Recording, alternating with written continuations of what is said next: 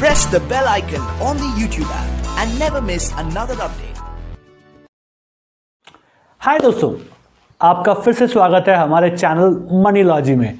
अच्छा, आप लोगों ने देखा होगा कि रिजल्ट्स आते हैं, रिजल्ट्स में कंपनी प्रॉफिट पोस्ट करती है और उसके बाद उस स्टॉक के दाम गिर जाते हैं। आप सोच रहे थे यार इसके दाम तो ऊपर जाने चाहिए, कंपनी ने अच्छे रिजल्ट्स दिए हैं और उसके स्टॉक के दाम नीचे गिर जाते हैं, ये क्यों हो गया? अच्छा, एक और कंपनी ने अपने रिजल्ट दिखाए, उसने दिखाया कि भैया उसको 50 करोड़ का नुकसान हो गया, ठीक है, दे आर इन लॉस, और उसके बाद उस कंपनी के स्टॉक के दाम ऊपर चले जाते हैं। ये कौन सी बात है? कंपनी ने लॉस दिखाया और उसके बाद वहां पे तो उसके प्राइसेस और नीचे जाने चाहिए थे, लेकिन यहां पे स्टॉक के प्राइस ऊपर चले गए। तो ऐसा क्यों होता है, आज के वीडियो में हम समझने की कोशिश करेंगे। इस वीडियो में मैं आपको बताऊंगा कि रेट ऑफ चेंज क्या होता है और कंपनियों को रेट ऑफ चेंज के हिसाब से क्यों रिवॉर्ड किया जाता है। इसको समझने के लिए मैं एक छोटा सा एग्जाम्पल दूंगा। मान लेते हैं कि आपके पास दो बच्चे हैं, एक लड़का है एक लड़की है, दोनों स्कूल में पढ़ाई कर रहे हैं। लड़का जो है पढ़ने में काफ़ी अच्छा है, लड़की जो है पढ़ने में उतनी अच्छी नहीं है। सिर्फ एग्जाम्पल के लिए बता रहा हूं ताकि आप समझ सकें। तो लड़का जो है वो हमेशा 90% मार्क्स लेके आता है, लड़की जो है करीब करीब 40% मार्क लेके आती है, लटक लटक के पास हो रही है, ठीक है। अब आप समझें, अगर इस साल का रिजल्ट आता है, हम माँ बाप हैं, आप क्या देख रहे हैं कि भैया जो बच्चा 90% मार्क लेके आता था उसने 91% स्कोर किया, ठीक है, 91% स्कोर किया, तो लड़के ने अच्छा परफॉर्मेंस किया है। बट अगर आप रेट ऑफ चेंज देखेंगे तो उसने कोई खास कुछ नहीं किया, तो आपको उतनी ज्यादा खुशी जो है आपको नहीं होगी। लेकिन अगर मान लेते हैं आपकी जो बेटी है जो 40% मार्क लेके आती थी, उसने 60% का स्कोर किया है एग्जाम के अंदर, तो क्या होगा? आप बहुत खुश हो जाओगे। क्यों? क्योंकि उसने 40 से 60 बोलेगा तो उसने 50% का एक इंक्रीमेंट के साथ काम किया है। 40% उसके मार्क आते थे, अब उसने 60% स्कोर किया, यानी कि 50% ज्यादा स्कोर किया। सो आपको अपनी बेटी पे ज्यादा खुशी होगी। तो मार्केट रेट ऑफ चेंज देखती है, मार्केट चेंज नहीं देखती है। अब मान लेते हैं आपकी बेटी 40% मार्क लेके आती है, उसके जो मार्क्स हैं मान लेते हैं वो 3% कम हो जाते हैं, 3% कम हो जाते हैं। तो मान लीजिए 40 लेके आती थी, अब वो 37 लेके आई, तो आपको उतना ज्यादा शॉक नहीं होगा, आप उतने ज्यादा शॉक में नहीं जाएंगे। लेकिन अगर आपका जो लड़का जो 90% लेके आता है उसके 3% कम हो जाएं, यानी कि वो 87 लेके आए, तो आपको बहुत ज्यादा शॉक होगा, बिकॉज आपको उससे वो एक्सपेक्टेशंस नहीं था, आपने वो एक्सपेक्ट नहीं किया था कि इतना अच्छा जो आदमी है वो भी खराब मार्क ला सकता है। तो ये मार्केट ये देखती है, इस मार्केट में सिर्फ रेट ऑफ चेंज देखा जाता है। कभी कभी क्या होता है, अब हम क्या देखते हैं, हम रिजल्ट देखते हैं, कंपनी के रिजल्ट आए, हम क्या देखें, रिजल्ट में 100 करोड़ का प्रॉफिट आया, हमने क्या देखा, कंपनी को 100 करोड़ का प्रॉफिट आया। तो एक जनरल आदमी क्या देखता है, कंपनी को प्रॉफिट आया तो कंपनी का तो मतलब प्राइस ऊपर जाना चाहिए। लेकिन जब हम उसको पिछले साल से कंपेयर करते हैं उस क्वार्टर के अंदर, तो पिछले साल उस क्वार्टर में कंपनी को 200 करोड़ का प्रॉफिट हुआ था। अच्छा, ये जो क्वार्टर है इससे पिछले क्वार्टर में कंपनी को मान लेते हैं 180 करोड़ का प्रॉफिट हुआ था, इस बार 100 करोड़ का प्रॉफिट हुआ है, मतलब कंपनी के प्रॉफिट में गिरावट है। तो हम रेट ऑफ चेंज देख रहे हैं, भाई कंपनी परफॉर्म नहीं कर रही है।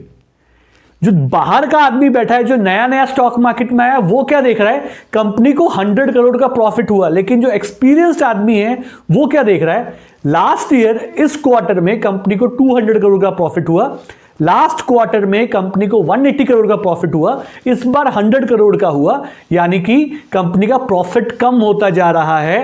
तो कंपनी के जो शेयर्स हैं उसके दाम ऑटोमेटिकली कम होने स्टार्ट हो जाएंगे।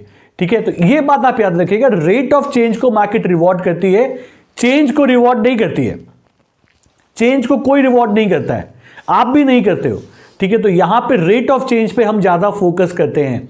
अच्छा, एक और चीज मैं यहां पे आप लोगों के साथ जरूर शेयर करना चाहूंगा, शायद आप लोग को ये चीज जो है अच्छी लगे, आपको एक इंटरनल चीज जो है वो मैं आपको बताने की कोशिश करूंगा।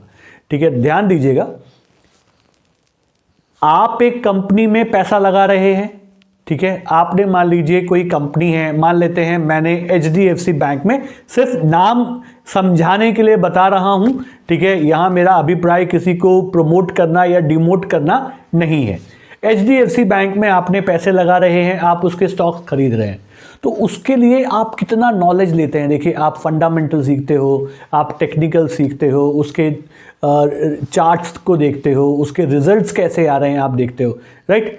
अब मान लीजिए जो बड़ा हाथ है, जो बिग मनी है, जो अरबों खरबों रुपए लगा रहा है, वो कितना देखता होगा, पहले आप ये सोचिए। ठीक है, वो कितना देखता होगा।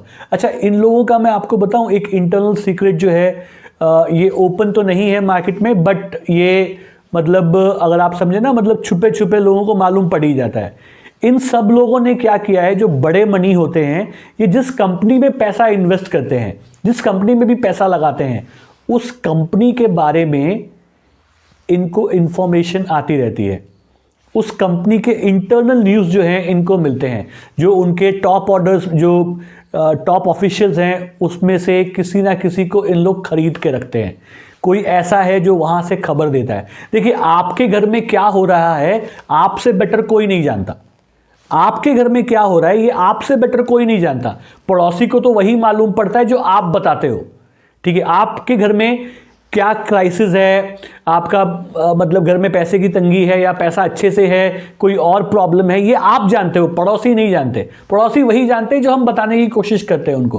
तो सेम चीज क्या होती है, कंपनी के अंदर रिजल्ट आ जाते हैं। देखिए, कंपनी के रिजल्ट आ जाए, लेकिन कंपनी के जो क्वार्टर में क्या हुआ, जो लोग वहां पे काम कर रहे हैं, कंपनी के टॉप मैनेजमेंट जो है, टॉप ऑफिशियल जो है, उसको पहले से मालूम है कि इस क्वार्टर में कंपनी को प्रॉफिट हो रहा है, तो रिजल्ट हमारे अच्छे आएंगे या बुरे आएंगे, उसको ऑलरेडी मालूम होता है। और वो चीज जो है, वो जो बिग मनी है उसके साथ वो डिस्क्लोज कर लेते हैं। तो आप जब उनको मार्केट में जब खबर आती है कि इसके दाम, मतलब इसमें लॉस आ गया है या इसमें प्रॉफिट आ गया है, जो चीज होना है मोस्टली उससे पहले ही हो जाता है। रिजल्ट आने के पहले ही मैक्सिमम चीजें हो चुकी होती हैं। रिजल्ट तो सिर्फ एक मात्र उस चीज को सामने लाया गया है रिटेल पब्लिक के लिए। जो बिग मनी है उसको तो ऑलरेडी पहले से ही मालूम रहता है कि ये हो चुका है। इसलिए प्राइस अगर आप देखें, अगर किसी कंपनी का रिजल्ट खराब आने वाला है, ठीक है, और खराब आता है, तो उसके प्राइसेस पहले से ही गिर रहे होते हैं। अगर आप जाके चार्ट में देखेंगे, उसके प्राइसेस पहले से ही गिर रहे होते हैं। एक हफ्ता 2 हफ्ते पहले से ही उसके प्राइसेस में गिरावट शुरू हो जाती है। क्यों?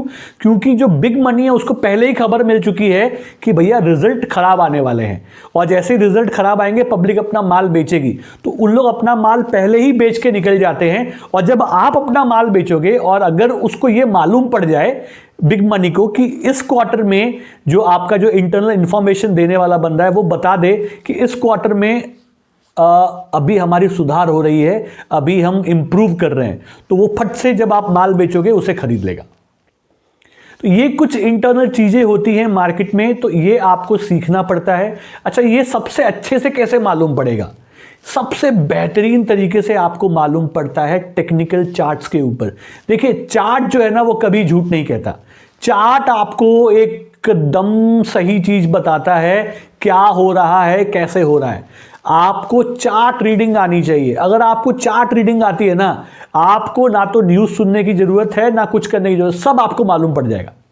तो अगर आपको मान लीजिए चार्ट को रीड करना नहीं आता, या आप चाहते हैं कि आप चार्ट रीडिंग करना सीखें, तो आप हमारे टेक्निकल एनालिसिस की जो ऑनलाइन क्लासेस होते हैं उसको भी ज्वाइन कर सकते हैं। हमारे क्लासेस जो नेक्स्ट बैच है वो 14 जनवरी से स्टार्ट हो रहा है, and it is just at the rate of 5001 rupees. ठीक है। तो आज के वीडियो में मैंने आपके साथ ये शेयर किया कि स्टॉक के प्राइस ऊपर नीचे जब होते हैं, मतलब रिजल्ट जब ऊपर अच्छे या बुरे आते हैं, उसके हिसाब से प्राइस ऊपर नीचे क्यों नहीं होते, जो होना चाहिए था प्रैक्टिकल हिसाब से। कैसा लगा आपको ये वीडियो मुझे जरूर बताइएगा। कुछ भी सवाल हैं तो आप कमेंट करके हमसे पूछ सकते हैं। फिर आपसे बहुत जल्दी मुलाकात होगी। तब तक के लिए सीखते रहिए, कमाते रहिए, खुश रहिए।